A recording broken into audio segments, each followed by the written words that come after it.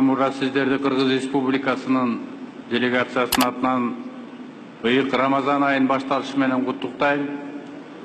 Ошондой эле жыйын өткөрүү демилгесин көтөргөндүгү жана меймандостук менен жылуу кабыл алгандыгы үчүн Түркия Республикасынын президенти улуу урматтуу Реджеп Тайип Эрдоган мырзага ыраазычылык билдиребиз. Ошондой эле бүгүнкү жыйынга даярдык иштерин аткаргандыгы үчүн Ислам кызматташтык уюмунун башкы катчысы урматтуу Юсуф Ал-Усеймин мырзага да ыраазычылык билдиребиз.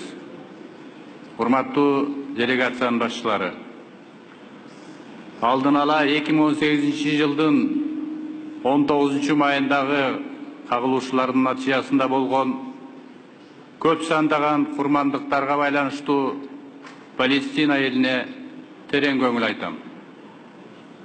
Бүгүнкү биздин жолугушуубуз бардык эл аралык жамаат, анын ичинде мусулман дүйнөсү үчүн жөнөкөй эмес мезгилде өтүп жатат. Ушул шарттарда биздин уюмубуздун саммитинин шашылыш жыйынын өткөрүү логикалуу жана өз учурунда болуп жатат.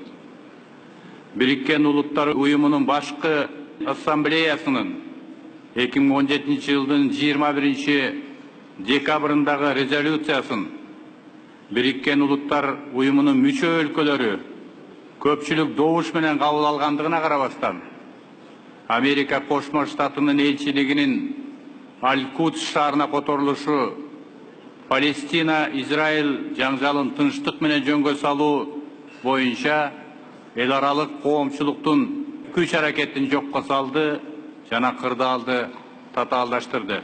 Кыргыз Республикасы абалдын кескин курчуп жана Газа секторундагы протесттердин натыйжасында көп сандаган жөнөкөй жарандардын өлтүрүлгөнү жана жарадар болушканына байланыштуу өтө тынчсызданып жаткандыгын билдирет.